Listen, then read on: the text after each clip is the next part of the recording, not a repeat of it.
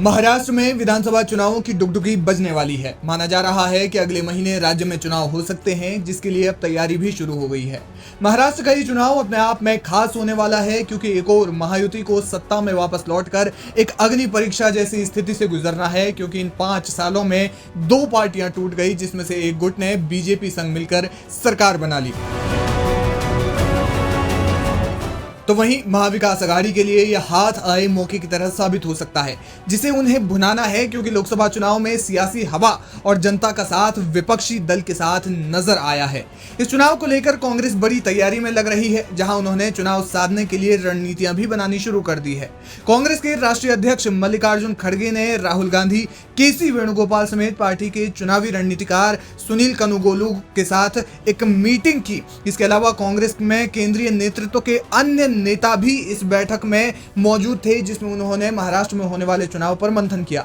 ये बैठक खड़गे के घर पर हुई। कांग्रेस के हरियाणा चुनाव की हार के अभी तक जख्म भरे नहीं है। ऐसे में सूत्रों का कहना है कि पार्टी ने हरियाणा की हार का जिक्र करते हुए गुटबाजी पर विशेष चर्चा की है, जिसमें गुटबाजी किसी भी हाल में बर्दाश्त न करने का निर्णय लिया गया है। सूत्रों के मुताबिक इस बैठक में चर्चा हुई है कि महाराष्ट्र को हरियाणा नहीं बनने दिया जाएगा। चुनाव के दौरान जब टिकटों का बंटवारा होता है, तो इस दौरान कई बागी भी खड़े होते हैं। वहीं कई नेता गुटबाजी का खेल भी खेलते हैं। कांग्रेस में ये समस्या थोड़ी ज्यादा रही है और इतिहास इसका गवाह भी रहा है, जिसका खामियाजा कई दफा पार्टी को उठाना भी पड़ा है।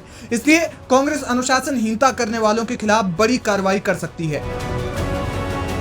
महाराष्ट्र में पिछले कुछ सालों में कई मुद्दे जनता ने उठाए हैं, जिसमें मराठा ओबीसी आरक्षण एक बड़ा मुद्दा रहा है। बताया जा रहा है कि इस बैठक में राज्य नेतृत्व के लिए निर्देश तय किए गए हैं कि मराठा और ओबीसी समुदाय के बीच सौहार्द बना रहे। मीडिया रिपोर्ट्स के मुताबिक इस बैठक में कांग्रेस नेताओं ने 3 बातों के निर्देश दिए हैं। पहला, सीएम फेज को लेकर, जो बाद में कांग्रेस का केंद्रीय नेतृत्व तय करेगा, यानी चुनाव के दौरान सीएम फेज तय नहीं किया जाएगा। सीएम फेज को लेकर किसी तरह की गुटबाजी न करने के भी निर्देश दिए गए हैं। पार्टी का दूसरा निर्णय है कि उन सीटों पर चर्चा नहीं की जाएगी जिन सीटों पर गठबंधन में विवाद पैदा हो। महाराष्ट्र में जिन सीटों पर विवाद की स्थिति बनी हुई है, उन सीटों पर एनसीपी शरद गुट और शिवसेना यूबीटी अपना दावा ठोक रही है।